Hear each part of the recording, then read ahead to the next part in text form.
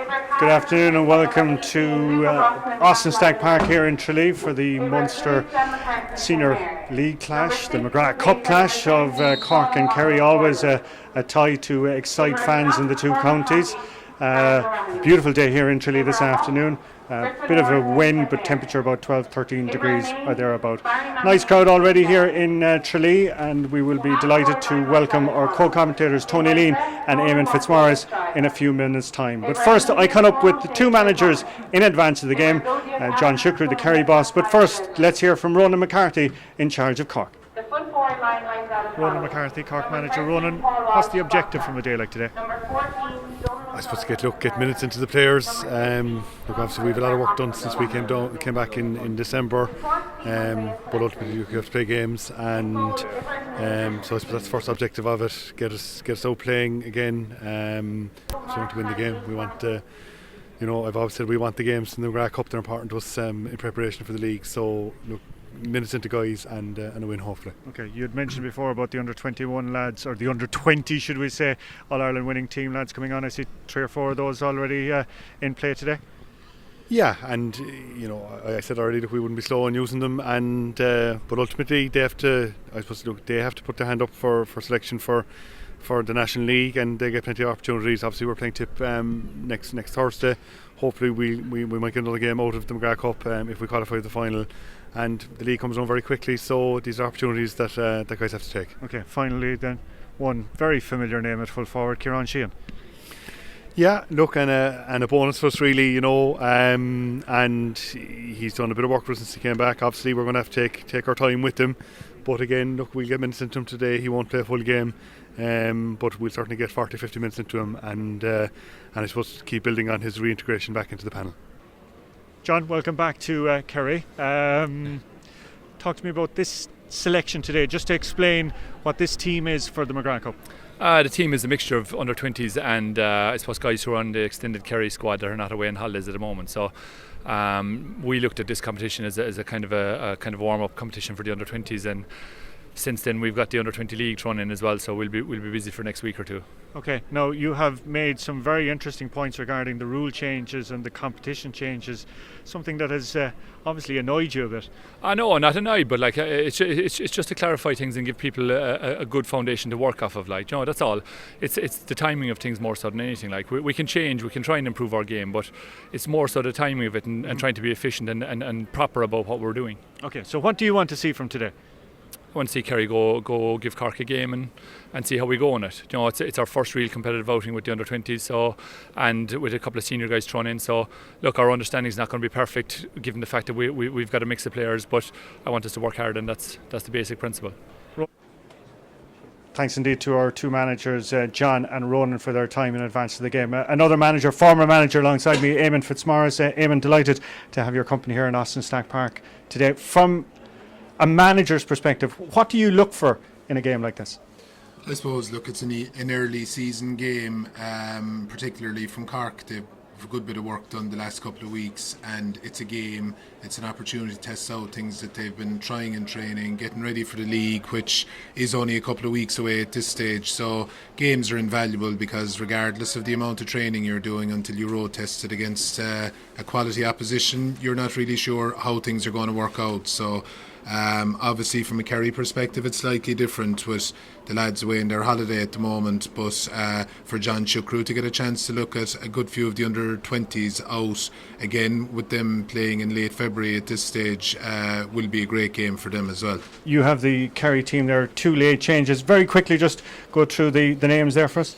Brian Lonergan from Ballymac is in goals, full back line. Sean T. Dillon, James McCarthy and Luca Brosnan. Half back line, Dan McCarthy, Sean O'Connell and Cormac Coffey. Middle of the field, Griffin Wharton, Barry Mahoney, and Sean T. Dillon, both won an Art Kerry Championship with Sennons recently, so both of them should be in good shape. Barry actually won man of the match for the second year in a row in an Art Kerry final. I don't think too many fellas have managed that.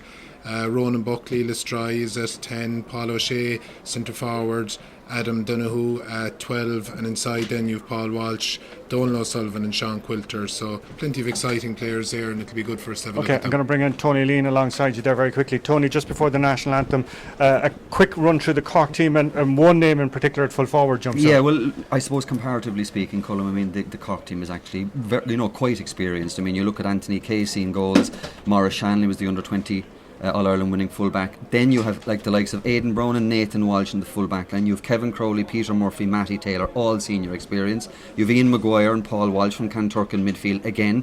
Shane Ford is a new name, the wing forward from the Piercig. You have Sean White and Ryan Harkin, and then the full forward line. In the two corners, you have two All-Ireland under-20 winners last year, Damien Gore and Cathal O'Mahony. There's a lot of excitement about those two players. And as you mentioned, Kieran Sheehan back in the fold, his first time wearing the red jersey, I think since 2012 at this stage. So I think there'll be, I think he will obviously bring leadership, and I think there are several points of interest for the people who are in Austin Stack Park today, and I think one of them will just be what kind of shape Sheehan is in and what kind of leadership he shows. Now, of course, for Cork as well, 2020 is going to be such an important year. Yeah, no, it's. We were only saying there the other day, myself and Eamon, I think it's probably one of the most important years that they've had in recent memory. Considering where they're starting in Division 3, it has to be a big winning season. We break now for Oran Ovin.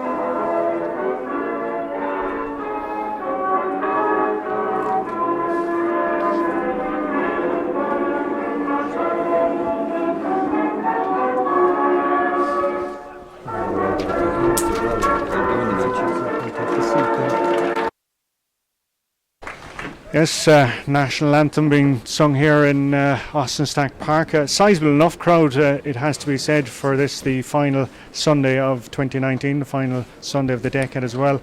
Nice crowd in the stand, nice crowd as well too here in the terrace as well. Mark of the conditions, I think, that it is relatively mild here this afternoon. As Eamon said, two late changes on the Kerry team. Luca Brosnan gone in at cornerback, he's wearing number 18. Pa Kilkenny, the centre back, being replaced by Sean O'Connell from Cordle. They're the main changes that we have at the moment. The sides all in play. I can see Anthony Casey won't be suffering from the cold anyway today. He's wrapped up well with the long leggings, as Tony mentioned there. Former Cork under-21 player from Kishgame, and we're off and underway. It's Kerry who will be attacking into the Killarney end of the ground in Cork, playing into the town end of the ground. Ball's going with Luca Brosnan back there. We just mentioned Cormac Coffey, only over the road from Kearns O'Rahilly's. Nice football play so far from the Kingdom. Donal O'Sullivan from Kilgarvan, the man being fouled there. And Kerry looking to play the ball very quickly. Of course, new rules in action here this afternoon as well, so we'll keep you updated on that in terms of the kick out, the advance mark, of course, as well, which one wonders, will Kieran Sheehan be a key ploy for Cork in the course of 2020 with that rule in play. And as well too, we'll see the sin bin in action as well, the return to the sin bin. A lot of people thinking that'll be a huge positive for the development of Gaelic football. Right, back to the action, and it's with the wing forward down there, Adam Donoghue from Castle Island Desmonds. Back to Barry Manny, the man from St. Senans, who won those back-to-back man of the matches in the North Kerry Championship. And hard fought seems to be the story anyway of any North Kerry Championship story. Teams kind of feeling each other out here in the opening few minutes, but it's Cork eventually managing to scrambling out with Matty Taylor from Mallow. Nice turn of pace from Mallow, and a good piece of defending there by O'Connell, because just inside him Sean White, Clonakilty, had open ground in front of him, but O'Connell managing to get his fingers to it and cut out the danger. Mahoney on the ball yet again into his full forward O'Sullivan from Kilgarvan. Still Donal O'Sullivan, 45 yards out. Nice little off play by him to Paul O'Shea from Kilcummin. O'Shea, first time effort there in towards the full forward line, but Cork holding up the opportunity though for the first score of the game, and it's come from Adam Donoghue from Castle Island. Desmond's just over the road and straight between the posts. So really aiming these opening few minutes, teams just finding their feet really. Finding their feet, yeah, Colm. Good score from Adam Donoghue there. Kerry are moving the ball well. They're playing into stiff enough breeze, but they're popping it on through the lines. Interesting the way Cork are playing Kieran Sheehan and Sean White as a kind of link and the half-forward line. They haven't got much ball yet, but they could be dangerous there, so it'll be interesting to watch that. Paul Walsh is the man on the ball, the man from Brosnan, All-Ireland minor winner. Distinctive hairstyle. Paul O'Shea, Kilcummin, right alongside him. Has the option of going back to Walsh, but still offering to go himself about 21 yards. But the defender, in the end, Peter Murphy from Bandon, adjudged to have fouled him, and that's going to be our first free of the afternoon. There'll be a lot of interest, Colm, today amongst Kerry supporters in young Paul O'Shea. Was an outstanding, I would actually say, I think it was 2017 or 18, he won a minor. Was probably the outstanding minor in the country, and is of course a first cousin of David Clifford. So there would be, his father, Tom O'Shea, is David Clifford's mother's brother and sister. So there's a lot of interest in Paul O'Shea. A lot of people in Kerry rate him as the next big thing. Yeah, good player, Tony, and very strong in the air as well. He's playing in the 40 today, but very comfortable in midfield as well. So second free there for Kerry, and that's pushed them out to 2 points to no score. Cork yet to have a serious attack on goal. It's Ian Maguire, lovely piece of fielding by Maguire on that occasion. But Kerry back in numbers with Barry Mahoney, who's been getting on the ball quite a lot in the opening few moments. Ronan Buckley from Listry, right through the hands there. It's with Griffin Wharton from Kenmare. His father Jimmy, a famous hurling name I'm told down around Kenmare, but Griffin is making a name for himself in the football code this afternoon. Paul Walsh from Kanturk, part of the Duhallow setup this year, which got to the county final defeated by Nemo Rangers. Back though here with Sean White from Clon. Working it back to White again, has opted to work it back towards Shane Ford. But well cut out by the defender back down there. That's Dan McCarthy. One of two McCarthys in defence. James, of course, at full back this afternoon. Good Kenmare representation this afternoon. Nice ball out there from Manny into his full forward Donal O'Sullivan. Nice turn of pace from O'Sullivan, being tracked back by Maura Shanley. Look at the corner forward there, Sean Quilter from Austin Stacks. Right across the field. All the way to Donoghue, or Ronan Buckley, sorry, on this occasion from Listry, but falls foul. And Cork coming through the hands and working it out with Kevin Crowley. That's Maguire there. This ball in by him looked to be a foul. Referee said no, and great play by the Kerry defender, not once, not twice, but Sean T. Dillon from St. Senans loses the ball though after his initial hard work. Great ball in there towards corner forward Damien Gore. And again, the Kerry defence been very impressive there with Dan McCarthy again. It's the other Sean T. Dillon. And Kerry always seem to have the man on the side there, and this time it's Cormac Costello. Bit of a nameless hit by him though as far as Kevin Crowley. And Cork facing a wall of green and gold jerseys. Not sure whether to kick from distance or trying to work it in, especially with the strong wind behind them. Matty Taylor from Mallow is the man on the ball. Back to Maguire. Back out as far as Harkin. And now finding it all back to Paul Walsh again. Cork, very patient build-up play by Cork, and they really will need something from all of this. And that's a good effort in the end by Harkin from Paul Walsh from Kanturk in the end. And a hard-fought score. So notice the goalkeeper now, as we said, out on the 20-yard. So all the kick-outs now will be from the 20-yard line as part of the the new rule which comes into play for the 2020 season. Even though we are in 2019, this is still a 2020 competition. Sean White. Nice little play by White into Sheehan. Worked it back as far as Harkin from Mallow again. Good effort by him, but that one has gone 3 or 4 yards to the right and gone wide. Yeah, interesting so far, Colm. It looks like the Cork are trying to play a bit more of a kicking game, but it isn't quite happening for them at the moment. And you see there now at the 20-yard line the difference that players have to be aware that they have to be that further out than maybe they've been used in the past. But there are a couple of chances they've got theirs from their more natural running games, so it'll be interesting to see how that develops through the season for them. Okay, well, as Eamon pointed out, that new rule in play, catching Kerry out there, not the requisite 13 yards back from where the kick was taken, but well claimed by the Kerry player down on the ground there. That's Sean O'Connell from Cordle, who's come in at centre back instead of Pat Kilkenny this afternoon, but it looked like the ball may have been touched on the ground, and that's going to be the opening free for Cork to Cathal O'Mahony from Mitchelstown. This lad, star player, as Tony said, in the under-20 championship, man of the match in the All-Ireland final, and big hopes expected of him. Big time, yeah, and I suppose the thing with the Cork lads winning the under-20 last year, under-20, under-21 is a better feeding point for the senior team, and those lads, you know, you'd expect 1 or 2 of them to impact big time this year and on from there then. And I think, Colm, as well, one of the great points about Cathal O'Mahony last year is when Cork were in trouble in that All-Ireland 20 final, he was one of the players who actually stood up.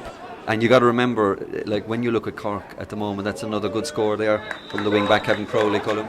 Yeah, great interplay there between Paul Walsh, and fed back to Crowley off his left, and just did the simple thing and popped it over, used the wind, which is quite strong as well too. It is indeed. I was just about to say, you got to remember, of course, Cork don't have the use of any Nemo Rangers players at the moment. Nemo, of course, are getting ready for their All-Ireland semi-final on the 4th of January against Corofin, but the likes of Mark Cronin now you probably would have seen inside in that full forward line today, because he's an obvious talent and was part of that under-20 team as well. Well, another under-20 star was Damien Gore. He had that kick there, but that one is trailed to the right of the goalkeeper's post. Brian Lonergan from Ballymac, just over the road in between the posts this afternoon for the Kingdom. He's in a difficult situation given the wind, trying to judge going long with the kick out, but opts to go short on this occasion, and is well worked through the hands here in front of us, and it's Luca Brosnan. This ball again to the full forward Donal O'Sullivan, who's been showing quite well in the opening few minutes. 21 yards out still, Donal O'Sullivan, and gets the free. No surprise there. That'll be should be in a good area for O'Sullivan himself on this occasion, and I don't know if the camera can pick up there just slightly to the right of the goals, just an idea of the strength of the wind here this afternoon, the flags fluttering, and as well then on the Killarney side as well too, over the old scoreboard, the flags fluttering wildly there as well. But O'Sullivan from Kilgarvan, no problems with that, and that's a fine score by him, and has showed up quite well too in the opening few minutes, Eamon. He has, and he's an exciting player. He had an excellent minor campaign with the under-20s, and the previous year with the under-21s he was very good as well, so a good lad, and looking forward to seeing plenty of him in the green and gold. Bit of a collision of bodies there, but they're all back in their feet. I'll bet Ian Maguire a bit gingerly getting back up after that clash. Paul O'Shea coming out to that one. O'Shea, 45 yards out, works it back to Cormac Coffey. Nice pace there by Coffey. Still Coffey brought to ground, and that's going to be a free in. That was a nice burst by the wing back there. Just to mention, there is another game this afternoon in the McGrath Cup, this Munster Football League, and that's Limerick, who are leading 2 points to no score against Clare. That game down in Rathkeil, I think, and it's 4 wides for the banner. It's going to be a tough year for Clare this year. Just while we were chatting there, Sean Quilter adding to his tally and to Kerry's tally. Tough year, Eamon, for Clare. We were just talking before the match, Gary Brennan is going to be a massive loss to them. Huge loss, Colm. He's been a massive talisman for them for a long time. I'd say his leadership off the pitch is as important as his performances on it, but been a very important figure for them, and him missing is going to be a huge miss for them, definitely. Okay, we had a catch, we had advantage, and then we had a free, but it all ends up still with Cork in the attack here with their wing back Matty Taylor has opted to work it across the field, finding its way back to Kevin Crowley. Nice little ball by Crowley, who scored that fine point in as far as Damien Gore. Gore eventually getting the better of Sean T. Dillon down there, working it back to Harkin. And well taken centre forward, Sean White takes the runner. That's Ian Maguire that's coming through, 21 yards out. Still Maguire, shot from Maguire! And that one has blazed over the crossbar. And for 1 second there, that looked like it was dipping under. Yeah, good score, and it looked like it was set up. Ian Maguire kind of held his run, and then he went at the last second. He didn't go in ahead of the ball and start crowding it up. But when the option came, then he took the pass from Sean White, and good score. He's good at that, Ian Maguire, in fairness. Good catch there, good response for Kerry. Great response, and that was Ronan Buckley who got up there ahead of Maguire, one of the best fielders in the country. And as Eamon said, a great response to that score. It's still Buckley. He's going to aim it in as far as corner forward Paul Walsh from Brosnan, being shepherded there by Nathan Walsh, and he fouls the ball on the ground, and that's going to be a free out. Looks like Maurice Shanley from Clon will take it, opts to go back to his goalkeeper, to Casey. It shows the threat that's there in this Kerry attack when the ball is played in swiftly into them. Moving swiftly here though in front of us is the Cork full-back. It's Aidan Brown from Newmarket, all the way back to Maguire. Builds up a head of steam and he's hard to stop. Maguire towards Gore. Gore 21 yards out back as far as Kieran Sheehan. Great to see this man back after a career in Australian rules and injuries and everything like that. And as Ronan McCarthy was saying beforehand, just the experience that he brings to a dressing room could be invaluable for Cork in their bid to get out of Division 3 this year. Now that ball is after falling to Matty Taylor. Still Taylor, nice little dink of a kick by Taylor, and that one is right over the crossbar, and it's a fine score. It just kind of fell through a couple of different sets of hands and bounced up perfectly, but Taylor had to be in the right place at the right time to apply the finish, and that's left it as Cork 5 points, Kerry 4 points with 14 minutes gone. Fine piece of fielding there by Maguire. Ups to play it short as far as Shane Ford from the Piercing. Space opening up and forward. Ford into Sheehan. Sheehan opts to pop it over. Hand pass. You can see the bit of experience and class there, the way he ghosted in there, Eamon. Yeah, big time. And again, it's Cork's running game. They're getting after the Kerry kick out, and we're seeing the thing here with the Kerry kick out now from the 20-metre line. It's a bit harder to open the pocket of space to get a short one away, and having to go long, and then you're kicking it out to the likes of Ian Maguire. That's a good one now, out to Barry Mahoney. Yeah, Mahoney showing very well in the opening 10 minutes or so of the game here. This match being carried on the Irish Examiner's website, also on the Munster Council's website. It's a Facebook Live event of the McGrath Cup clash of Cork and Kerry. If you're watching around the world, we'd love to hear your viewpoints, so just click on the comment section there. Tell us where you are and we'll try and give you a mention. Now, that was an effort from distance there, but watched all the way by goalkeeper Anthony Casey, and sensibly playing it nice and short, and as Eamon said, nice running style here by Cork in front of us with Kevin Crowley all the way from Mill Street. Of course, another Kerry man in charge of Mill Street in the year gone by was Aidan O'Mahony. Kieran Sheehan, who scored that last point a few moments ago. It's been some turnaround for Kieran Sheehan from Australia back to Cork. His club, Éire Óg, of course, winning the Premier Intermediate title 2 months ago, and now here back in Cork colours. Chasing after that one there is the man wearing number 12, Ryan Harkin. Holds it up well, opts to go back as far as Cathal O'Mahony. O'Mahony this time off his right. That's a booming effort from O'Mahony, the man from Mitchelstown, and that one is a fine score again from him. Great score. Tony, you want to come in and call? No, I was just actually saying he started well, and actually from Matty Taylor's point, Cullum, there, he actually got a lovely flick past him, but you wouldn't hardly have actually noticed it.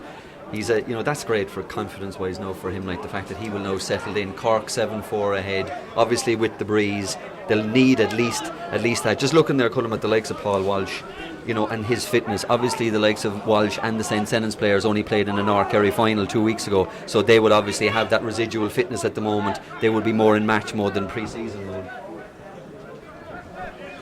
Back with Barry Manny into his corner forward there. Sean Quilter from Austin Stacks. Still Quilter holding it up. Has to go back as far as Manny instead of fouling the ball. Works it back to Quilter. Option there. It just didn't come off. He had the runner. Walsh had just made the run, and just one of those ones just failed to connect with his man. And it's Cork who come herring down the field with Matty Taylor. First time ball in by him, and as far as Gore looking so dangerous, being held up by the Kerry defender Dan McCarthy, and being fouled by the Kerry defender Dan McCarthy, and that's going to be another free for Cork, and one would expect Cathal O'Mahony to step up and do the needful there for the Rebels. So 17 minutes gone, and it's been a pacey enough opening quarter. So that score there is definitely a template of what Cork are looking to work on, Colm, I'd say, particularly when they're playing with the wind. Sean White was the outlet that time. He was available for a kick and a counter attack, and then he had runners off him. Matty Taylor was off him, and they cut Kerry open really and won a free, but haven't converted it. But interesting the way that they're looking to do that counter attack with a kick and get it up the field a bit quicker than maybe they would have in the past couple of seasons. Yeah, I suppose as well too, Eamon, very important to have such pacey ball playing wing backs as well too, as Kevin Crowley and Matty Taylor, as we've seen there. Absolutely, they'll get runners off, and the likes of Ian Maguire as well as a strong runner, and they seem to be holding their runs and timing it and coming in support rather than getting ahead of the ball, which they would have possibly done a bit the last couple of seasons. Okay, while we were chatting there, the free from Cathal whizzed wide. They seemed to almost kind of connect too hard with it and flip past the post. We've had a resultant issue with another kick out, and it's another Cork chance coming up here, and that one is just after going a begging there from Shane Ford, and just got a small bit messy there in the last 2 or 3 minutes as the clock heads into 18 and a half minutes at Austin Stack Park. Tony, you feel the wind is starting to strengthen a small bit here? I mean, like in Tralee earlier today, Colm, it was actually very, very blustery. Now it had calmed down for kick-off, but looking at it now, and Cork had use of it for another 16 or 17 minutes, it's actually very strong. Even you see the way that kick-up is holding up. It's ideal for the team aim and actually facing the breeze midfielders in terms of coming on to ball.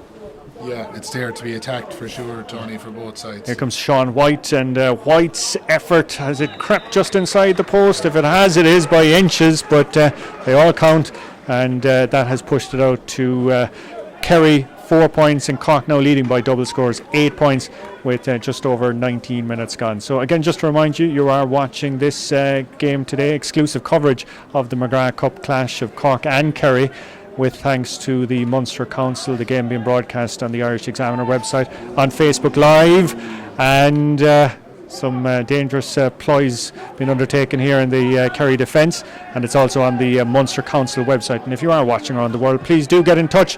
We'd love to hear your feedback. The man that is impressed today is Donal O'Sullivan, the man from Kilgarvan, and still Donal O'Sullivan. The shot though not going where he had wanted to. We can hear here in front of us though there's a sizable Kilgarvan contingent every time Donal gets on the ball. His support group are out in vocal force, but unfortunately nothing to cheer about on that occasion, with the final shot trailing wide. Powerful kick out by Casey, again wind assisted, but picked up by Matty Taylor. Nice ball into Sheehan. He's got a runner inside him. That runner is Ian Maguire. Still Maguire. Ups to go low. Shot coming, and that's a goal. That's a goal for Cork, and it's Cathal O'Mahony is the man who finished it. But that was a wonderful series of passes there. Maguire then as well, just holding it up for that split second and offloading to the man in the corner. Running again, Colm. That's Cork's game when they're at their best. Win the kick out, get support runners. Matty Taylor came strong again. Maguire was running off the ball, held on to just long enough and slipped to the Cathal O'Mahony, and a good finish then. Good finish by O'Mahony, making his senior debut this afternoon. And it's Cork's definitely, their influence in midfield now is strong at the moment, and something for Kerry to work on for sure. Damien Gore twisting and turning, and still Damien Gore gone past McCarthy, opts to fist it. For a second there, it looked like he was looking for Sheehan, but has opted to go route one punching it over, pushing it out to 1-9 to 4 points with 21 and a bit minutes gone here this afternoon. As the lads pointed out, it's John Shukru who's in charge this afternoon of this Kerry it's kind of an under 20 / development squad, and goalkeeper Lonergan opting to go short again and putting his defence under pressure, but Dan McCarthy up to it, and it's back now with Lonergan. Be interesting to see what Kerry's kick-out strategy will be in the second half, given the strength of the wind that's here. And Kerry luckily they're getting a free out for a foul on Barry Manning. Definitely need to take Ian Maguire wide at one of the sides. Griffin Martin needs to go wide. Maguire's been clever, he's experienced, he's cheating in the middle of the field and he's going whichever side the kick out is going. His man Griffin needs to go wide, and then if Ian cheats as he has been doing, Brian Lonergan has to hit him with a kick out, and that'll kind of put manners on him then, and at least they can go the other way then, whereas at the moment Maguire's really dictating terms. But again, as you said, Eamon, these are the lessons that the younger players learn on a day like today. 100%, and it's great for them to be up against experienced players like that. Okay, we're back down in front of us here with Adam Donoghue, who had that opening point, the man from Castle Island Desmonds. He's opted to go inside to his centre forward, Paul O'Shea from Kilcummin. Another Paul Walsh goes to ground and loses possession, but luckily for him, Mara Shanley from Clonakilty picked the ball up off the ground, and that's going to be a bit of a lifeline for Kerry with a free end. And Paul O'Shea was looking around there for 1 second whether he was going to go for a quick speedy option, but instead since prevailed, and it's going to be held up, and it's going to be Donal O'Sullivan that's going to take this one. A few of the benches warming up and down here on the sideline. I'm sure we'll see a few other names in the course of the second half. From the free, another foul there, and Sean Quilter being fouled on this occasion, and chance two. Clever enough, in fairness, from Donal O'Sullivan there, Colin, because he'd had a kick earlier and the breeze was so strong it held it up, and he knew that he was probably slightly outside or on the edge of his envelope, worked the free, and now he's a much more manageable one. But good to see that kind of maturity from the young player. So linesman in to give Donal O'Sullivan the exact distance of where he should be taking the shot, and referee inside as well having a few words with looks to be Nathan Walsh, who's getting up close and personal with one of the Kerry attackers. So here comes Donal O'Sullivan from Kilgarvan, and that wind has come into play again, and that's another miss. That's 2 in a row from him as well. That's the value of off the ground. Shani Shea now gave an exhibition of free taking all through the year last year, but into strong wind like that often off the ground can be a bit, you can just kick through it and kick through the wind. Is it an art that's dying a bit, Eamon? I think it's coming back in a bit, Colin, because you've goalkeepers that can come up and kick them now as well, and a lot of the top teams, you look at Dean Rock, you look at Shani Shea, they all have a good quality free taker that can go off the hands or off the ground. Yeah. Back we come anyway after that passage of play, and it's finding it down as far as Sean White racing after, but it's going to be Gore that's going to get there ahead of him, Damien Gore, and pop pass by him. He's putting Cathal Mahoney under pressure, but he did well. Back to Sean White, man from Clonakilty, all the way to Ian Maguire. Nice interplay again by him to O'Mahony, the goal scorer a few moments ago. And, 3 Kerry men around him, and they still can manage to get it up. And it's eventually coming out. A Cork chance here. Oh, skimmed the crossbar there. Ryan Harkin from Mallow, but 25 yards out. That was a blistering shot, and just literally took the paint off the top of the crossbar as it flew over to make it 110 to 4 points. I think something as well, Colin, that'll please Ronan McCarthy is, by my estimation, that's Cork have actually accumulated 110 so far, but that's their 9th different scorer. I mean, Shane Ford now is the only one of the forwards, and he's actually playing a deep role who actually hasn't scored. Both midfielders have scored, and 2 of the half backline have scored. So all in all, like 110 after 25 minutes, and as I said, that wide of a spread of scores means that everybody's actually in it now and making a contribution. Fine piece of fielding there in midfield this time by Paul Walsh. It's Ian Maguire, his midfield colleague, and he's got the man inside him. And lovely little touch, and great hands by the goalkeeper Lonergan though. Looked like Cork were set there for their second goal, but Lonergan had come off his line, saw the danger being posed by the the Cork defender. It was Kevin Crowley, I think, that was the man that got on the end of it, and he was just going to try and touch it over the keeper, but Lonergan stood firm and did very well. Crucial save. James McCarthy, wearing number 3 but playing centre forward now at the moment. Back with Cormac Coffey. And an effort there from distance, and that's Griffin Wharton from Kenmare, and that one has gone left and wide, and that's a worrying run of wides there from the Kingdom in the last couple of minutes. It is, Colin, but I do think that wind is a big factor, and be interesting to see how things pan out in the second half and how Cork handle kicking into that goals. It's hoovered up there by Matty Taylor, working through the hands with Maurice Shanley. Sun hanging low in the sky there behind the main stand here at Austin Stack Park.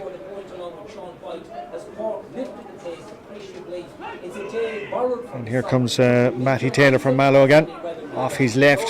Fine effort from him from distance, and that one has found the target. Great to see your wing backs coming up there. That's a second there for Matty Taylor, the man from Mallow, and that's pushed it to 111 to 4 points. Yeah, he's playing well, and when you're on top in midfield, that's what you can do, Colin. You get your half back line going forward, and it's tough for the half forward line. Then the Kerry half forward line, they're chasing back and they're under pressure here now again. Under big pressure. Sean White, centre forward, is there. This time Sean's going to do it. Looks to be falling short. No, it isn't. Straight over the crossbar. Brian Lonergan from Ballymac only watching that one flying over, and that's pushed out to 112 to 4 points with 28 minutes elapsed. Sean White is a fella that's developing well for Cork, Colin, over the last couple of years. I remember him here in an under-21 game 3 or 4 years ago. He was outstanding in midfield that night for Cork. Got a crucial goal in the second half in the game they won. And, he's going to be a big player for Cork this year. Dan McCarthy taking the short kick out on this occasion, and as we said, it'll be interesting to see how Kerry will approach the kickouts in the second half when they will have the wind behind them. Adam Donoghue, nice ball by him. As far as Dan McCarthy coming up from wing back, he's got a runner with him. That man is Donoghue again. Still comes Donoghue off his right. Kerry badly in need of a score. Are they going to get it? Yes. No. And that is third or fourth wide in a row for the Kingdom, but look to have done all the hard work, and maybe Adam could have gone on another few yards there, but that one has gone off wide and adding to the tally as we go past 29 minutes here at Austin Stack Park. Now, as you're looking across here, you can see a huge crowd in the stand, but just in front of us here, I think a mark of the mild weather conditions today. Quite a sizable crowd as well too, braving the elements here on the terrace. So I'm sure Munster Council quite happy with the attendance, and it just goes to show that the lure of Cork and Kerry, whatever the competition, will always attract a crowd. Plenty for the visiting fans to be enjoying this afternoon, not so much so for the home fans, as they trail 112 to 4 points as we come up on half an hour of this McGrath Cup game in Austin Stack Park, Tralee. Just to mention, we've had a Keelan Sexton penalty, has put Clare 1-1 to 3 points up after 24 minutes down in Rathkeel in the other football game here this afternoon. Ronan Buckley from this try, going back as far as Sean Quilter to Barry Mahoney, who faded a bit after a good start. Well worked out as far as corner forward Paul Walsh from Brosna, shot right across the goals, and again being caught out by the wind. Just in terms of our Facebook, a couple of people getting in touch. Bernard Nardi Andrews is watching in Windsor in the UK. Thomas O'Brien is in Fulham in London. Breda O'Riordan is watching down in Cork McSharry. And who else have we got? We've got John McDonnell, and John is watching in St. Louis, Missouri, and Brian O'Callaghan from Castlehaven originally is watching in Mississippi. So hello to each and all of you. Hope you've enjoyed your Christmas, looking forward to the new year, and indeed enjoying the spectacle on show here in Austin Stack Park here this afternoon, where it's Cork who lead 112 to 4 points. Ball into the danger area. Look for a second there that Paul Walsh was fouled as he made a go for that. But Anthony Casey was quickly off his line to clear the danger, and the ball worked down at speed to Kieran Sheehan. Sheehan, first time in towards goal scorer, Cathal O'Mahony, he's got Sean T. Dillon from St. Simmons for company, brushes him aside, and O'Mahony off his right, and that is a wonderful score. Yeah, great score. Again, that template, this time it was Kieran Sheehan was the outlet in the half-hour line, won it well, moved it inside. They're getting one-on-one situations inside then, which is hard for any full back line to be dealing with, and are kicking good scores as well. Hurling action as well this afternoon in the Co-op Superstores Munster Senior Hurling League, down between Waterford and Cork, and the latest we have from there is Waterford 1 goal and 2 points, Cork 5 points. Of course, two new management teams on show down there this afternoon. We'll keep you updated on those score updates as the game progresses here as we head into 32 minutes. Cork 1 goal and 13 points, Kerry 4 points. It's been all Cork for the last 10 or 15 minutes, and a few chances that Kerry have had, unfortunately coming to naught. Worked in as far as Gore again, who's showing well. Will he be finishing well? And that is a fine score by the corner forward, the man from Kilmacabea.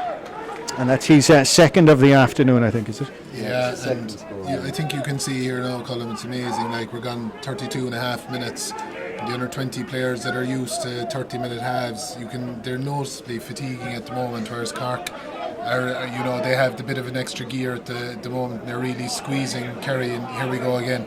Here we go again. This time it's with the wing forward, Ryan Harkin from Mallow. That one, though, has just gone wide, but was definitely worth the effort given that the wind that he had behind him. Just looking down here on the Ronan McCarthy down on our left hand side must be quite happy, Tony, with what he's been witnessing. Yeah, Eamon mentioned Ian Maguire earlier, Colm. You look at that T formation, as they call it, it's kind of like a reverse T, like right up the middle, which is Maguire in the middle, Sean White at centre forward, and the three inside guys. The three inside guys now, Cathal O'Mahony, Kieran Sheehan and Damien Gore, have already notched up 1-6 between them, and they are making a serious impact, and that has to be good news. I know Eamon is right. You look at the opposition, the fact that it's an under 20 side, but it's all about confidence at this. It's all about building something for those lads and challenging the established Cork players when the National League starts, putting their hand up, like the likes of Cathal O'Mahony and Damien Gore are going to be asking the type of questions that Ronan McCarthy wants to be asked. Back out with the wing back, Cormac Coffey from Cairns O'Reilly's, to his midfielder, to Griffin Wharton.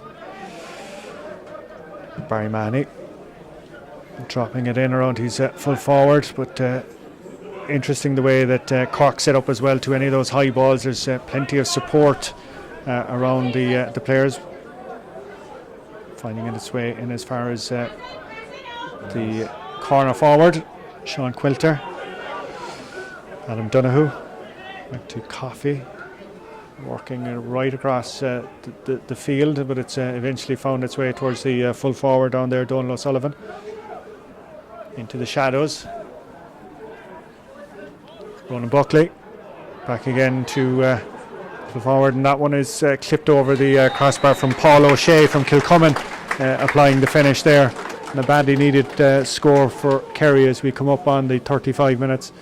But Kerry, to be fair on that occasion, they refused to get the shot off, I suppose, given that the wind had been costing them so badly in a couple of opportunities before that. Good score to get before half time as well, Colin. Kerry haven't scored for about 20 minutes, so just to settle them again, and it'll be a different game the second half, playing with a bit of a breeze. It'll suit their kicking game, so it'll be interesting to see how that pans out. Okay, psychologically, as Eamon said, just to get a score to break the impasse, crucial for Kerry. 1 minute of additional time being waved up in front of us, and we're 15 seconds into that, with Ian Maguire going long as far as Gore.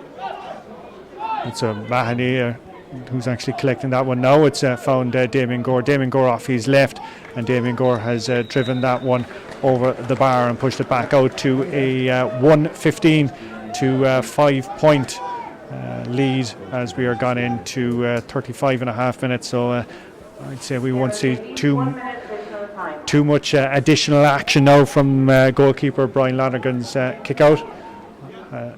Dinks it short again to his fullback James McCarthy, and here Kerry come again, building slowly and painfully up as they face into that very, very strong wind coming from the Killarney side. So that's it. Referee blows the half-time whistle here. Bang on the 36 minutes. It's Kerry 5 points, Cork 1 goal and 15 as things stand here at Austin Stack Park. So, gentlemen, thoughts on that? Yeah, look, obviously Cork were very impressive, Colm. You can see some of the things that they're trying to work on in terms of getting a bit of shape in their half-forward line, kicking through it, getting runners off them. They look to be certainly trying to kick the ball a bit more, which has worked well for them with the breeze. I'll be interested to see how they do it in the second half against the breeze. From a Kerry perspective, lots of learning there for the lads. I suppose the contrast of having the likes of Damien Gore and Cathal O'Mahony playing with senior players around them, whereas the whole under-20 team are a pretty young team and they're all trying to help each other. It's a bit more challenging. I think they can certainly, John Shukru and the lads can have a look at the Kerry kick out at half time, should be a bit better with the breeze. They'll be able to open up a bit more spaces, and I think a bit of wit up front as well. The three lads, Paul Walsh, Donal O'Sullivan and Sean Quilter, they're all kind of playing very central, and it's making it easy enough to defend the three of them. So I'd definitely like to see a bit more width up front, but playing with the breeze, hopefully it will encourage that naturally. Yeah. It's funny, Colm, I was talking to a Cork player last week and I was saying, are you going to Tralee? I was talking to him, I was saying, are you going to Tralee? He says, no. He says, there's nothing to be gained from playing the Kerry under-20s. But I actually disagree. I think that there is, irrespective, like at this time of the year, you're setting out your plans, you're setting out, it's better than training, it's coming down to Kerry, it is still playing the Kerry jersey, and you are talking still about a lot of quality players. So I would say, it's kind of one of those ones, damned if you do, damned if you don't. Like Cork put up 115 in the first half and people will say, sure, it's only the Kerry under-20s you're playing. But at the same time, there'll be a lot of positives there for Cork, especially inside in that full forward line. I mean, look, Cork and Ronan McCarthy knows what they're going to get from Ian Maguire. They're going to get that. They know what they're going to get from Sean White. This is the first time that Damien Gore, Cathal O'Mahony and these guys have been thrust into a situation going down to Tralee, going with that full forward line. Colm has got 1-7 in the first half. Now, what I would be interested in seeing is what happens after half-time, because as Eamon said, you have a completely, that breeze is freshening. A, you'd hope Kerry will actually ask a lot more questions of Cork defensively, and B, you would imagine that the Cork inside line will have to work Eamon a little harder for what they are in the second half. Well, they'll certainly have to get closer to goal for shooting, Tony, because you have to be 30 yards max, I'd say, is kind of the range there today. But like in terms of what Cork are getting out of it, I think what they're getting, and we can see bits and pieces of it, is patterns, principles, standards. That's what you're looking at.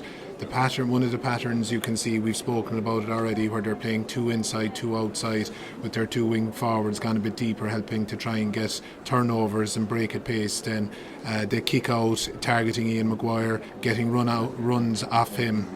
Principles and standards in terms of tackling. You can hear Cian O'Neill below there roaring. They haven't, I wouldn't say that they're particularly happy with the work rate or the structure of the work so far, in that they're not getting enough turnovers, they're not getting enough kind of 2-on-1 Kerry situations, and that's something they'll probably look to work on. But they're working on those kind of things in training probably for the last month or 6 weeks, getting a chance to test them against an opposition, regardless of how callow they are, regardless of the quality. It doesn't matter really. You're trying to embed things for what's going to be a very, very important Division 3 campaign for them this year. Okay, that's where we're going to have to leave it. Thanks to Eamon and to Tony for their thoughts there over the last few minutes. It's Kerry 5 points, Cork 1 goal and 15 points. We're at half time in this Munster McGrath Cup clash here at Austin Stack Park. Second half still to come, and we'll be here on the Irish Examiner website, the Munster Council website, and Facebook Live for all of the action. So come back to us in about 10 minutes or so.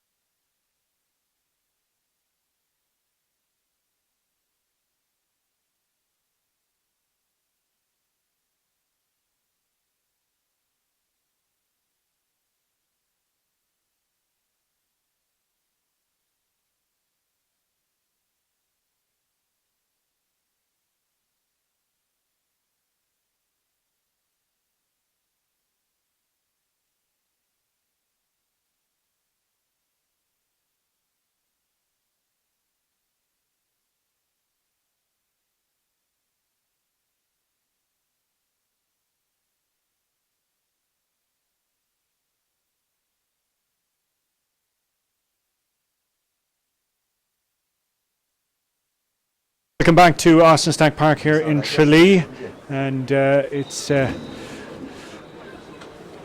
beautiful evening here in the Kingdom.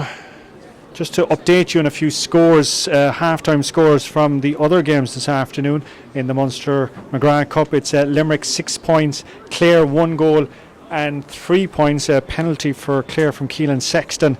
The crucial score there for the banner. That's down in McNeville Park in Rathgale. And in the hurling, in the Co-op Superstores Munster Senior Hurling League, it's Cork 1 goal and 10 points, Waterford 1 goal and 5. Cork, of course, had that victory over Kerry and Mallow on the Friday just before Christmas. We'll have a quick look around there just to see if there are any changes of note, and we'll update you on that. Latest, by the way, in the Premier League, if you are so inclined, Arsenal are 1-0 up at half-time in their clash against Chelsea. A few Arsenal fans here around this afternoon, so they're smiling a bit more here in the press area at Austin Stack Park. So, about to get underway now for the second half of this Munster McGrath Cup clash. It's Kerry v Cork. Kerry 5 points, Cork 1 goal and 15. And the question is, how much will the wind play in the course of this second half? Will Cork continue their dominance, or can Kerry use the elements to their advantage as this second half continues? Kieran Sheehan, who's impressed and on his return to Cork colours, and the first time we guess in about 7 years, winning the free there for a push in the back, and a chance now for Cork to see exactly how strong this wind is. This was an area that was catching Kerry out in the second quarter in particular, and here comes Sheehan now, the man from Éire Óg. But while all of that is being held up, the referee having a quick word with Dan McCarthy for some misdemeanour down there. Here comes Sheehan anyway from about 40 yards, catches it off the left and drives it wide. Maybe a sign of things to come, Eamon. Hopefully, Colin, we can't say that. No, he was trying an outside of the left shot, which was going to be hard at the best of times into that wind, but kick out sour and important, and Kerry have won that. Yeah, Ronan Buckley at the second time of asking, collecting from Brian Lonergan, and off we go. It'll be interesting to see, as the lads said, just how Kerry are going to approach this second half, given the tally that they're trying to ease into, and given the wind that's at their backs. Man on the ball there is Barry Mahoney, working at right out as far as Luca Brosnan. Held up here, two Cork defenders though, marshalling out, needs to be Mahoney again. And a bit of a shot to nothing into the corner, and the corner forward. Thing to watch out for there now, Colin, that's interesting, that Cork, when they were defending that and there wasn't pace in it, Matty Taylor slipped back as a sweeper, Maguire slipped back and picked up his man, and again you'd be hoping from a Kerry perspective that Griffin Morton had copped that Maguire's cheating off him and try and get involved offensively. But again, if you're looking for patterns from Cork today, it looks like that they're trying to get that cheat sweeper going where one of the half-back line slips back and the midfielder helps them out. So interesting again to keep an eye on that.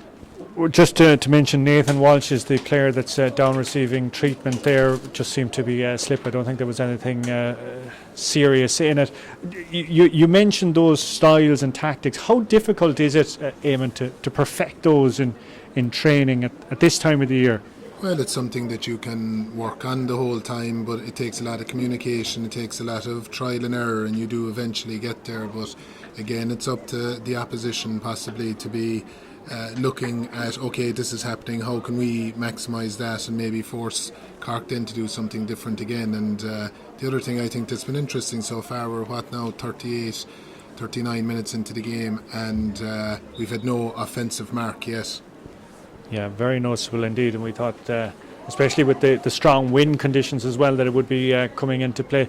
A bit of concern there for Nathan Walsh, and unfortunately it's something I hate to see, and in fact anyone I hate to see, because Nathan Walsh has had big problems with his shoulders over the last couple of years. In fact, he's been absolutely dogged by injuries. I mean, he made his senior championship debut last year, and if you remember, after about 10 or 12 minutes of the Munster final in Páirc Uí Chaoimh, he did his hamstring, and he's had ongoing shoulder pop issues and collarbone issues, and that looks now like something, he is in some pain there, and it looks like the medics are holding his shoulder in place again. So I absolutely hope that that's not the case, but that's certainly how it looks, and he does look to be in quite a bit of discomfort down yes, there. indeed. We can see the stretcher being brought out onto the field now as well, and the ambulance personnel who are positioned down in that bottom corner in the town end of the field are now also approaching just down to our left hand side. Paul Ring of Ahabolog, the man wearing number 17, he's kitted down and ready to go. Joe Blake,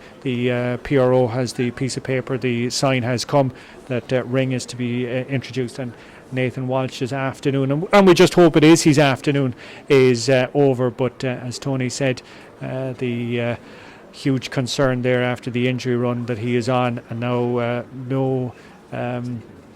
nobody wants to see something like this in any sport. But the medical staff now are out there along with the Cork physios and medical staff, and he will be stretchered off the field here in Austin Stack Park with just about 4.5 minutes. It looked like the ball was being played into the corner and just out of shot. Nathan was down on the ground. I don't think he even collided with anyone else, and a warm round of applause here in Austin Stack Park, and rightly so for Nathan Walsh of Douglas, as he's been removed from the ground, and Paul Ring of Ahabolog is the man that's going to be introduced. So we're going to resume with a kick out from the goalkeeper Anthony Casey from Kishgame down there. The ball had gone wide in the end. Sean Quilter attempting to keep it in play, but it had trailed out wide, and it's Casey who gets the game back underway, and it's a first touch, an early first touch for the man just on there, Paul Ring. And it's back with Aidan Brown from Newmarket. I'd say the Cork defence will be expecting a busier second half. A lot of that full back line didn't see too much of the ball in the opening half, but with that wind you'll be expecting Kerry to pepper them a bit more. Ryan Harkin from Mallow goes short as far as the corner forward Damien Gore, and Gore off his left hand side, and that is a fine score by the man from Kilmacabey. Yeah, and I think because of the wides that we've seen in the first half, we appreciate how difficult it is to score into those goals today, and that's Damien's 4th point from play now, which is great clipping any day out. Sean White punching it in as far as goal scorer Colin Manny, back as far as Kieran Sheehan. Sheehan bounces off 2 or 3 tackles, out as far as Shane Ford from the Piercing, but over carried the ball, but just the sheer strength there strength and decision making then to slip it as well, Colin, and it looks like Shane, he had a good chance of a goal if he trusted his left foot, but he probably half doubted himself and tried to cut back in his right foot again. But very good from Kieran Sheehan, and I think that is a thing that you see from lads that have played in a professional game. They come back that as well as the fitness levels and everything else, their decision making can be at a different level. A lot of the time they do the simple things well, nearly all of the time. Sean O'Gmorn is coming on, the man from Dingle, and Griffin Wharton from Kinmare is the man making way. Latest update, by the way, that I'm getting from the Cork bench is it's a hamstring injury for Nathan Walsh. Hamstring injury for Nathan Walsh. That's just after that's after forcing him off. So the news, as I said, not a shoulder problem but a hamstring injury for Nathan Walsh. The word from the Cork bench. Back with the action here in front of us, and there's a free being awarded. 2 or 3 Cork players pulling one of the Kerry attackers down to the ground, and are we going to see a card of some description, and if that in turn will lead to a sin bin. Let's just see now how this pans out. Yeah, it's a card, yellow card, and it's Ryan Harkin is the man that gets the first card of the afternoon here in Austin Stack Park, Tralee. It's Sean Ogue just on a few moments ago claiming that one, being held up, and Cork being forced backwards there. Tig Shugru from Two Sis. I had the wrong name there, my apologies. Tig Shugru from Two Sis, not Sean O'Gmorn, is coming in. The board had the wrong number, and it's going to be a shot from Kerry, and it's number 10 Ronan Buckley driving it wide. So apologies there. Tig Shugro for 2 assists is in instead of Griffin Wharton. Sean O'Gmorn is still on the bench.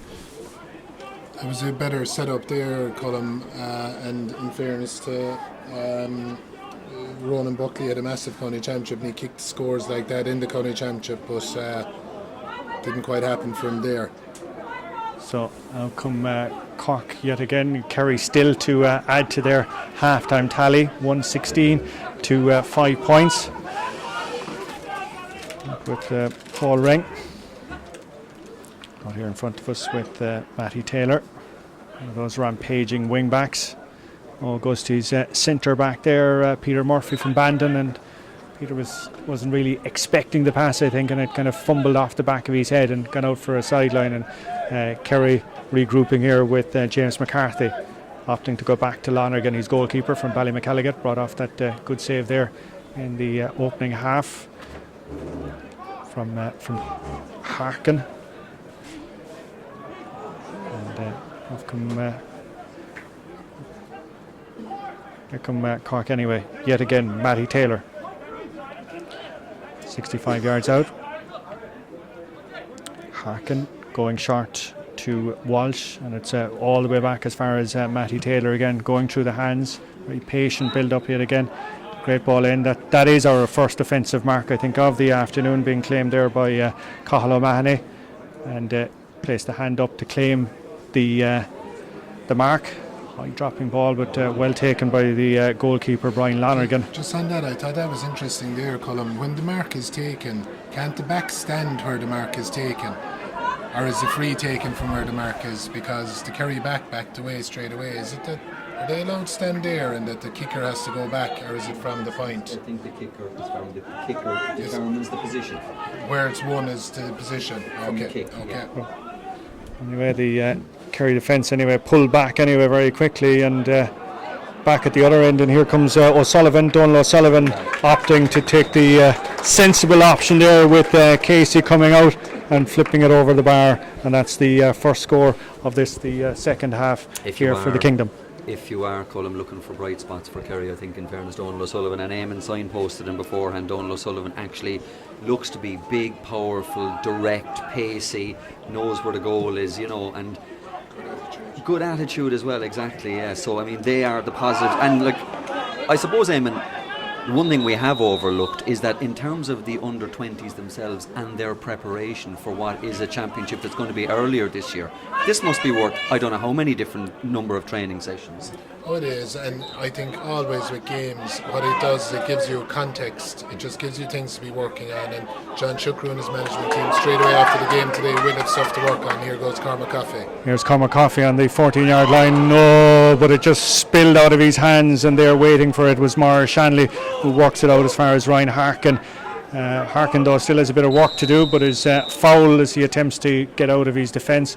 The corner forward there, Sean Quilter, all over the Cork man, and a free rightly awarded action here in front of us here with Matty Taylor, just keeping it just inside the sideline, just in front of the benches here.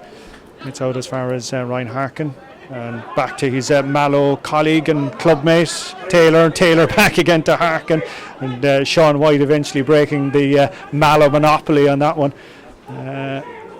Back out with the full-back Aidan Brown. First time ball by the man from Newmarket. Nice ball in as far as Cathal O'Mahony. O'Mahony, though, hoovered up there with two players. Tig Shugru, the man wearing number 20. Apologies to the Shukru family for my identification or misidentification from Sean O'Gmorn.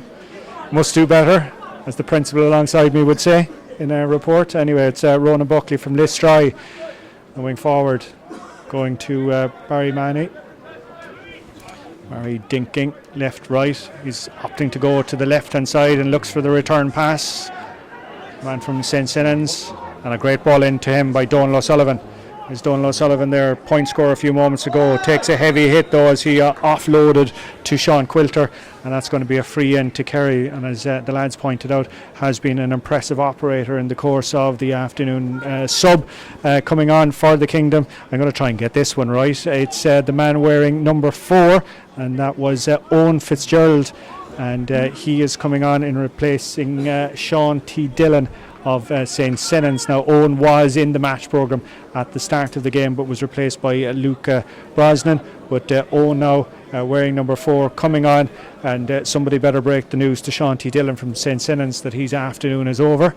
Obviously that message hasn't reached the Mount Cole division, but eventually it is, and Sean T. Dillon making way for Owen Fitzgerald, so cornerback for cornerback on that one there.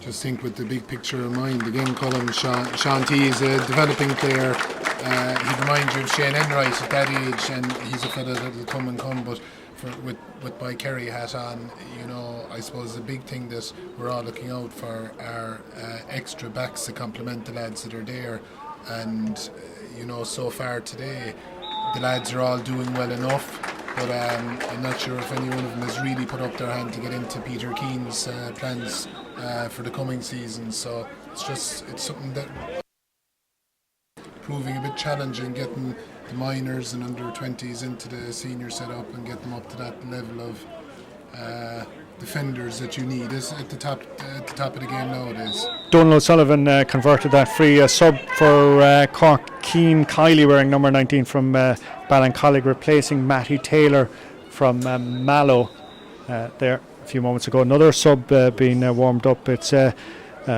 famous name, Shawnee Powter of Douglas. We were talking about Nathan Walsh's injury troubles a little earlier, and there's a man that has suffered his own fair share of injuries, so we'll be looking forward to seeing Shawnee Powter of Douglas making an appearance in a few minutes' time. Action is back with the Kingdom gnawing, well, maybe that might be a stretch of the word, into the lead that Cork have opened up, but it's 7 points to 1 goal and 16.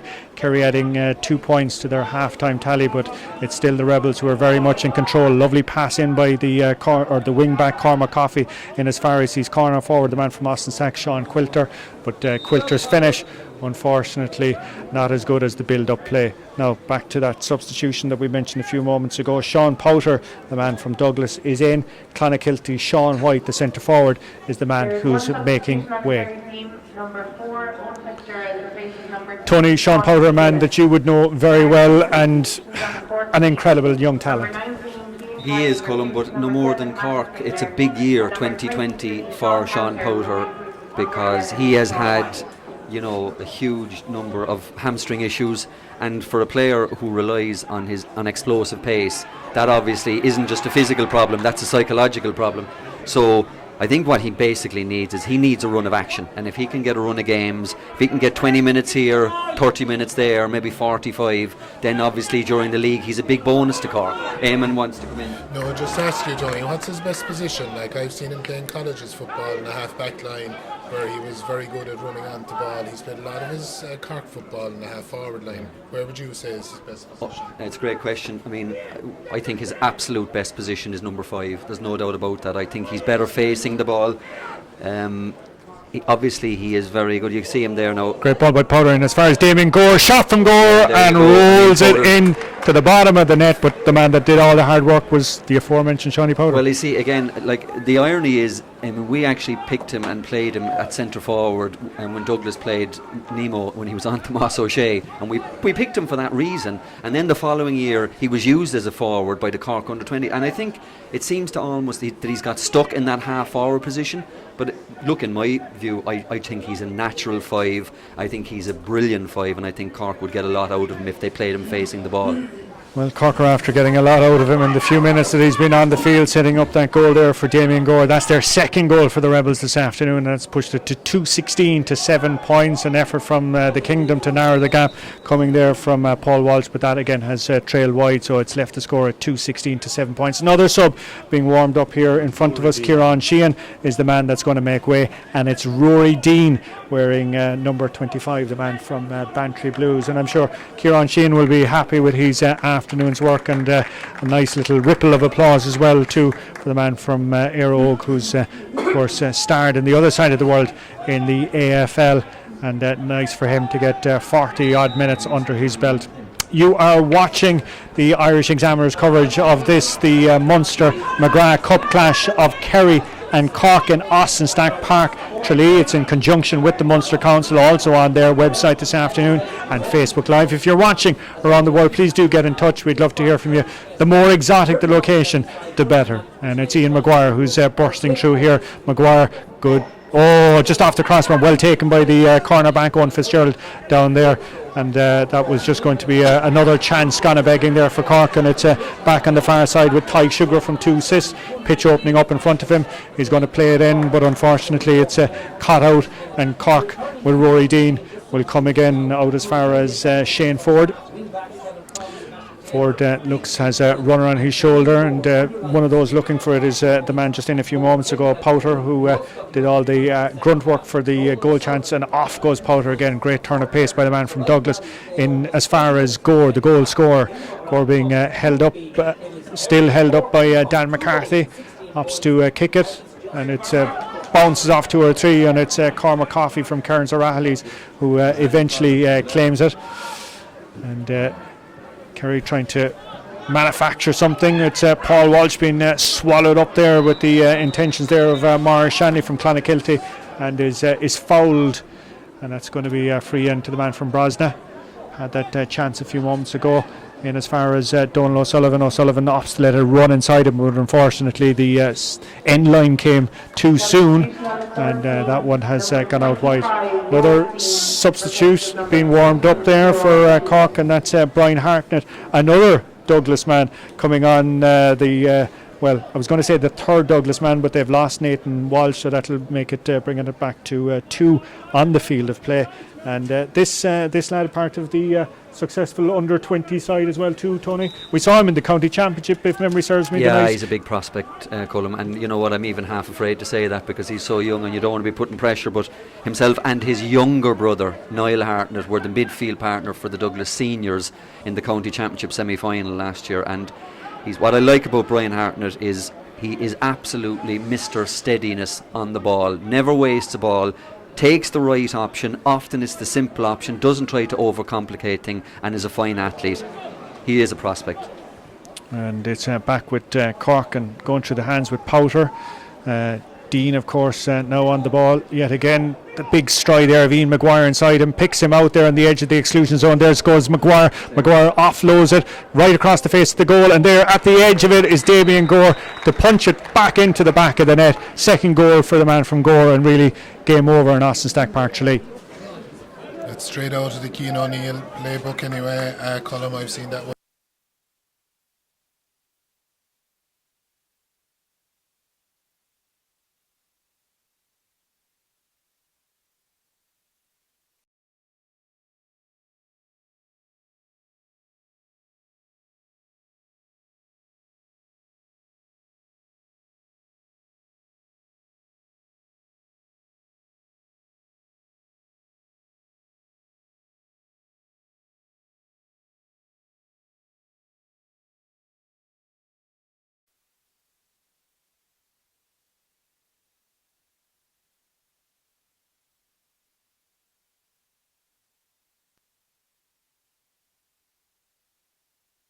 Here come Cork again, a great save though by the goalkeeper, but referee has called it back for a penalty just as the corner forward Cathal O'Mahony got the shot off. The defender Dan McCarthy came across and fouled him, and a penalty being awarded.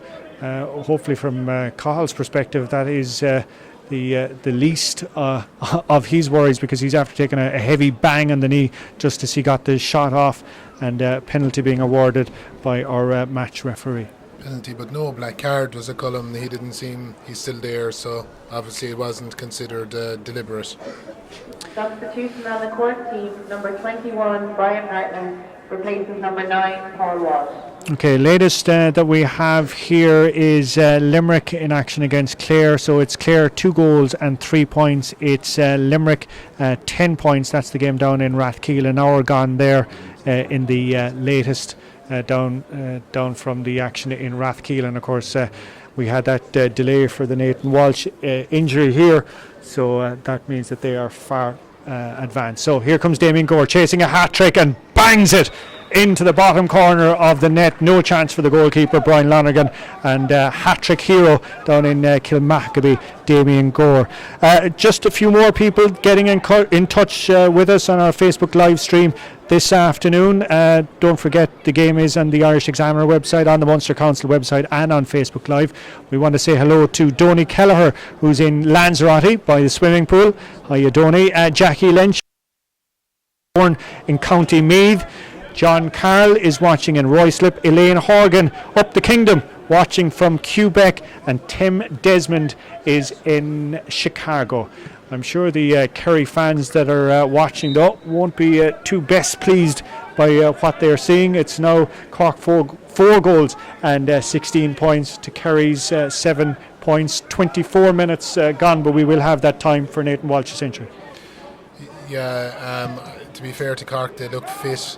They're well organised. They're, like you said, they're running the bench at the moment, Colm, and they're getting plenty of action into lads, which is good. But Donal O'Sullivan, Kerry's best player today, is on the go again, which is good to see. In as far as Paul Walsh flips it right across, and Sean Quilter wasn't expecting the offload, and he was just on the edge of the square, and it just fizzled right past him.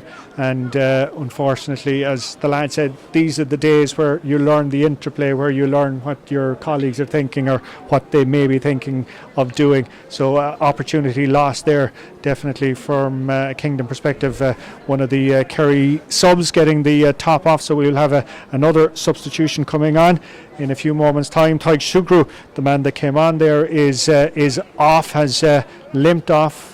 And it looks like it's Killian Falvey from Ownascall is going to be coming on in his stead. And down at the other end, we've had another score there, and it's Cathal O'Mahony from Mitchelstown adding to his tally. Yeah, it's good to see Killian coming on here for Kerry, Colm. He's an exciting prospect. He's one of the lads in the Bubble Skull. I know him well.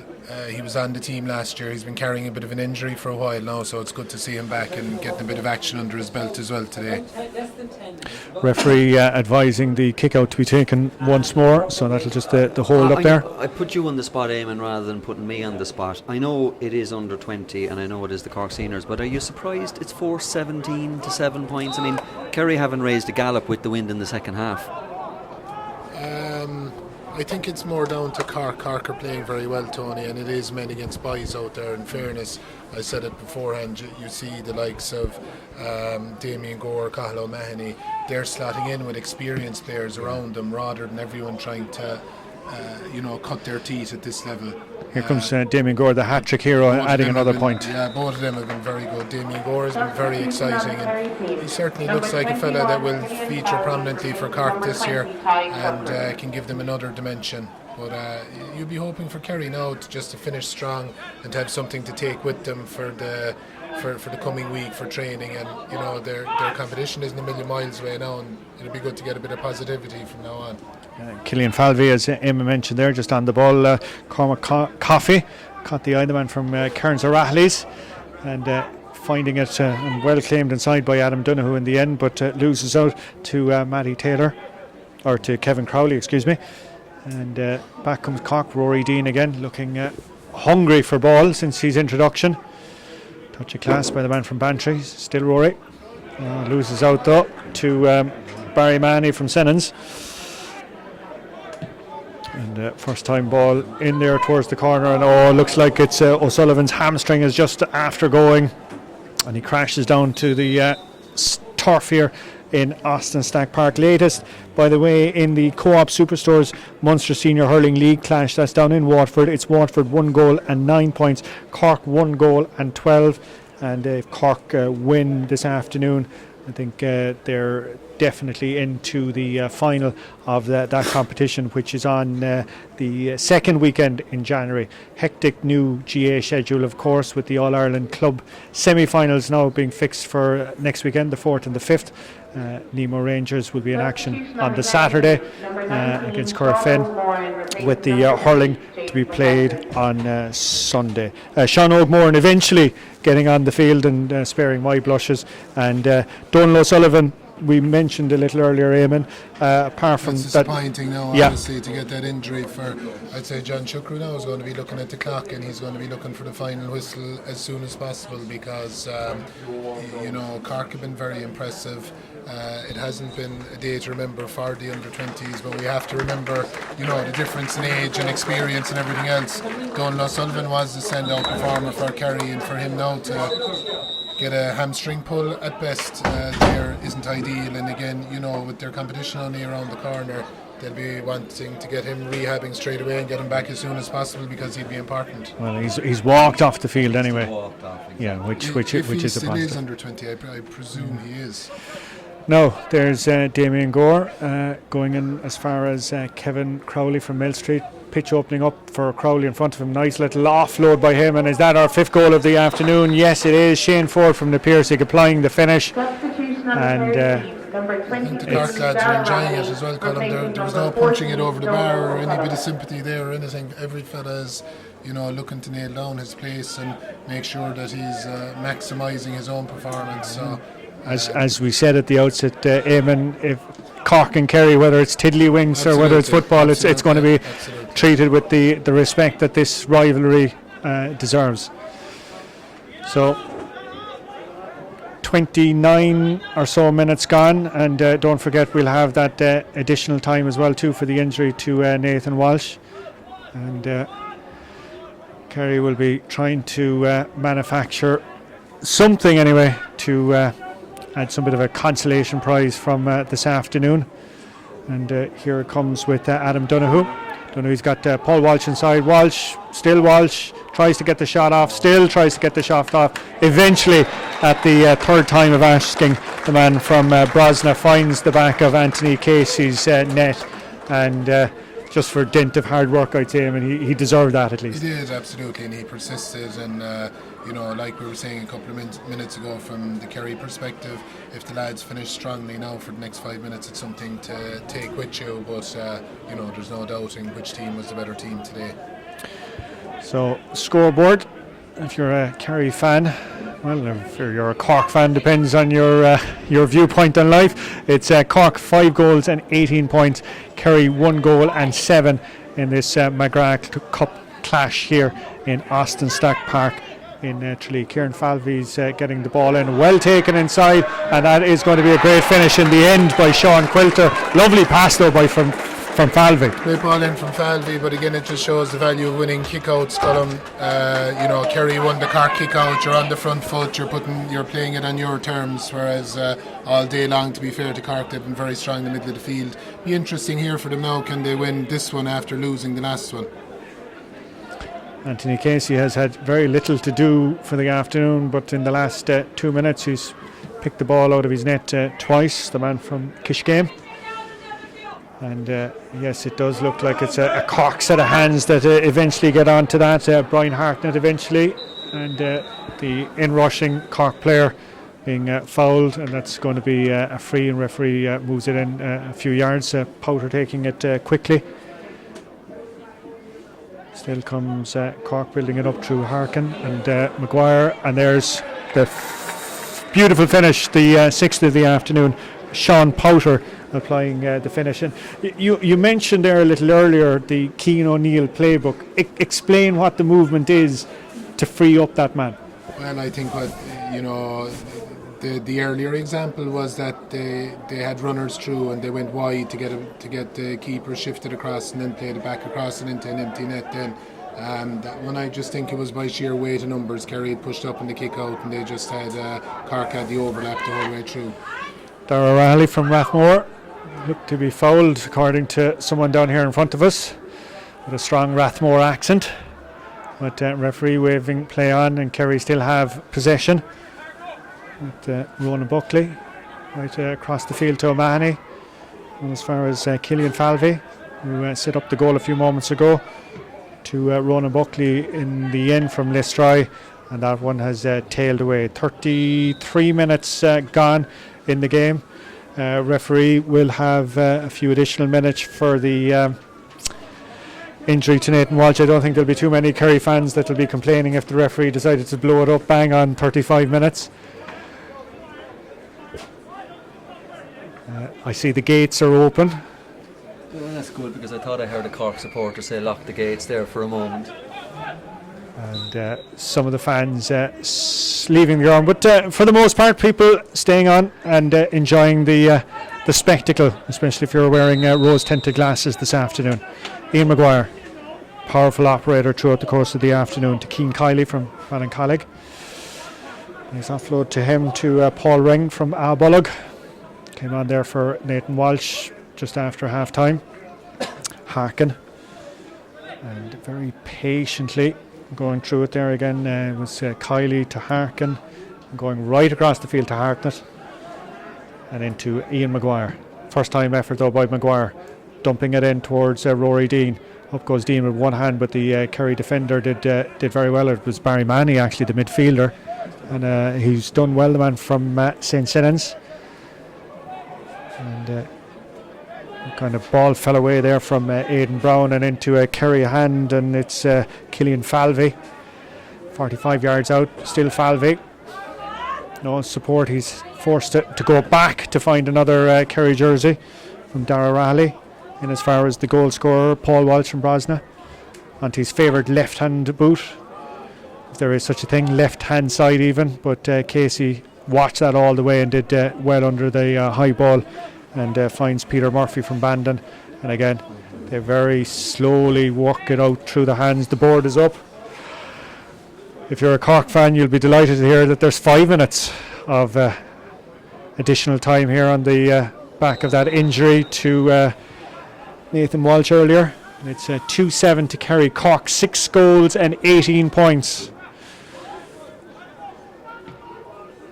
Shot then eventually being get away by Paul O'Shea, and that one has found its target. 5 minutes additional time. Latest is Clare leading by 1 point with 62 minutes gone in Rathkeale, so that's 10 points to Limerick, 2 goals and 5 points to Cullum Collins Clare, and that's 62 minutes gone, so the full-time whistle very close to come there in the other McGrath Cup this afternoon. And we'll be hearing as well hope from the Co-op Superstores clash down in Waterford as well, between Waterford and Cork. Good first time ball in towards Paul Walsh, but just overran, and Casey happily to passing it off to Peter Murphy from Bandon. Barry Mahoney has done well in the middle of the field as well, Colm, for Kerry today, and he's got stronger as the game has gone on, which is a sure sign of a fellow who has been playing a good bit of football recently.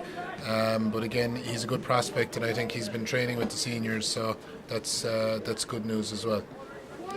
And good for the North Kerry contingent as well. We've 2 St. Senans men and a Brosna player on the team as well too this afternoon. Cork hunting again for yet another score. Back out as far as Dean. Instead of taking the shot, says he's going to try and run it through, looks for the rebound, but well cut out by the Kerry defence. But there was only one thing on Rory's mind on that occasion, wasn't going to take the easy point, and it's Cormac Coffey here in front of us, just going past halfway. Coffey blocked on this occasion. He's a hard running wing back, it must be said, the man from Kearns O'Rahilly's, Cian Kiley.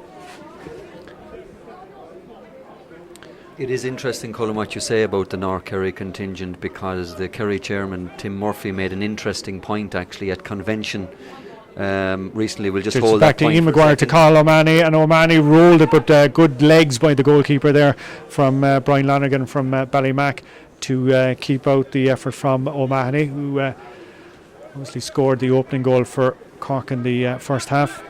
But just looking at Barry Mahoney on the ball again, Tim Murphy, the chairman, did make the point that there is a big imbalance in Kerry at the moment in terms of players coming through, that it's heavily weighted at the moment towards kind of East Kerry, Killarney, South Kerry side, and a disproportionately low number. And I know, is that a cyclical well, thing? People will say it's cyclical, but it's a concern whether it's cyclical or not, given the size and the population of Tralee, and given the football stronghold that North Kerry is, and I know both of you are from that part of the world, it obviously would be a concern. So it is good to see the likes of Senans and these guys producing players and bringing them through.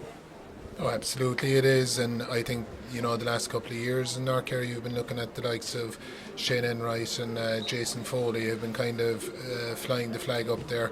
But I think whatever about North Kerry, there definitely we could do with a few more of the lads coming through. The town of Tralee, with its population, certainly is a concern. You'd like to see a higher representation, but at the moment, in East Kerry, you have a lot of those lads who've won Hogan Cups with the same. They've won county championships all the way up. Minor, under 16, under 21, now a senior championship. So there's just a strong grouping of them there at the moment. Sean Quilter getting the point there for Kerry, pushed it to 2-9 to 6 goals and 18 points. No, they haven't been tampering with the scoreboard here in Tralee. That is exactly what Cork have tallied. Rory Dean fisting it right across as far as Brian Hartnett, the big rangy midfielder from Douglas. He's got an option outside him. That man is Ryan Harkin from Mallow. Onto his left, has he judged the wind? Looks like he has. Beautiful score by Harkin off his left hand side, and that's pushed it to 6 goals and 19 points to 2 goals and 9 as we enter into the final minute of the 5 additional minutes added on by the officials for that injury to Nathan Walsh a little earlier. Dara Rahali, from Rathmore is the man on the ball there. Still Dara about to the ever eager Paul Walsh, and eventually finds its way to Paul O'Shea. And O'Shea's effort really sums up Kerry's afternoon here in Austin Stack Park, trailing out and trailing wide. Anthony Casey will take his time with this kick out, about 15 seconds or so remaining, so one wonders if this will be the final action of the afternoon. No, referee is happy to allow play on. And Kerry will try and go in hunt of possibly the final score of the afternoon with Adam Donoghue, who got Kerry's opening point of the afternoon. Donoghue floating it right across the front of the goals, but no joy there. Accruing, Ronan Buckley from Listry, still Buckley onto his right. It's a bit of a Garryowen, it's hanging up in the air. Casey forced to backpedal, and the final touch on it looked to have come from the corner forward Sean Quilter. And with that is the final whistle. 6 goals and 19 points to Cork, 2 goals and 9 points to Kerry. The full-time score here as the teams shake hands and the crowds leave the ground here in Austin Stack Park. So Eamon, kind of, I don't know, how do you sum up a game like that? I suppose you look at it from both sides. From a Cork perspective, first of all, I think they'd be very happy, Colm. They put up a good score, as we said at half time. You can see some of the patterns that they're working on. First half, we saw the shape that they were trying to play. We saw some of the stuff they were trying to do from kickouts. Second half, we saw occasionally how they were getting Matty Taylor back in a cheat sweeper to protect their inside line, which were all, positive things from a Cork perspective. Obviously scoring 6-19, getting football into the likes of Kieran Sheehan, getting Sean Powter on, who got a goal. There was a lot of positives, but at the same time then they conceded 2 goals when they had the game wrapped up, so that'll be something that they'll be looking to work on, and it'll be on the to-do list. From the under-20s perspective for Kerry, I think they'll be disappointed with the performance. I don't think anyone came here today expecting them to win the game, but there was aspects of their performance that they won't have been happy with. But again, a game gives you context, it gives you something to be working on in training. I think the big positives were Donal O'Sullivan until he got that injury, which hopefully isn't too serious. He's gone out there now and he's limping with a hamstring, which is never a great sign. Barry Mahoney played well, started well, finished very well, and they're certainly positives for them going forward, but they'll realise they've plenty of work to do. And again, for John Shukru, a game gives context, it gives things to be working on in training, and they've plenty of time. They still have a good few weeks to get themselves in order for the first round of the Munster Championship. Okay, from a Cork perspective, we've commentary there, the Keane O'Neill factor, how big is that going to be for them in 2020? I think it's a big factor because, first of all, from Ronan McCarthy's perspective, this is his 3rd year there, so he'll have brought a lot of ideas to the table, but he's getting someone new, someone fresh in now, which is a change of ice. Will probably allow him to sit back a bit, especially early in the year, and he can come again in championship time then fresh and strong, with a kind of new perspective perspective again, but for the players it's good to have them challenged. And look, Keane's an outstanding coach. He's been there, done that. He's seen a lot. He's seen the management side of things now to top up in the coaching experience he's had with ourselves, with Mayo, with Tipperary in the hurling. So he's a good guy. You could see there wasn't any divided loyalties when I was looking down at him there. He was passionate about Cork trying to get the win and try to do things right. So that's the way he'll be with the team he's working. So I think it's a major coup. I think Cork are doing an awful lot of the right things. Keane is obviously a big coup, a good recruit for them, but also on the S&C side of things, they're really getting their house in order with the people they've involved in the senior team and the overall director of athletic performance and so on. So I think they're doing an awful lot of things right. You can see that they have a good bit of work done as well. They were fit, they were strong, and they kept it going for the whole game. So I think that they'll definitely come out of Division 3. They'll be very strong in Division 3, and they'll be coming in with confidence then for the 24th of May. Now, in terms of the new rules we were talking about in advance of the game, I suppose we were all expecting to see the advance mark. We saw very little of it, but you pointed out the new kick-out rule was actually had more of an impact.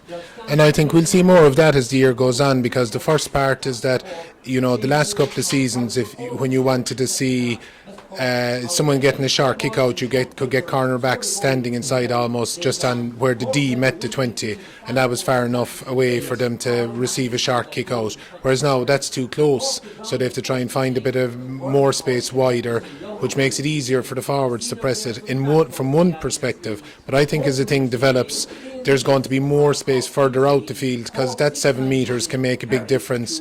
Last couple of seasons we've seen a good bit of pressing of kickouts and getting a lot of 12 players into the opposition half, but with the kick out from the 20 now, you can actually bypass the press. So I think as the season goes on, that's going to be interesting, particularly with some of the goalkeepers that have booming kickouts, the likes of Rory Beggan, the likes of Cluxton, the likes of Niall Morgan from Tyrone, Sean Patton from Donegal. They all have huge long kickouts, and if teams try to overly press on them, they can kick it over. So I think the kick out will be interesting as time goes on.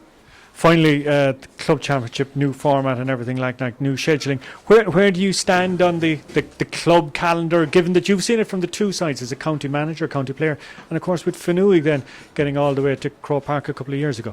Yeah, I think it's tough to get the balance right. I think from a player's perspective, it's tough to be training over Christmas. It's tough, a lot of I imagine the clubs that have been getting ready for All-Ireland semi-finals and finals were probably training Stephen's Day. They'd probably be training New Year's Eve and maybe even New Year's Day and days like that, where it'd be nice to have a bit of downtime with your family. I am a fan of trying to keep it a bit more condensed. I do think it was ridiculous in the past where you could play a Munster final in the first weekend of December, an All-Ireland semi-final around Valentine's Day and an All-Ireland final on the 17th of March. It was certainly too much of a gap. If it was possible, it would be great to get it finished in the calendar year and have it done in December.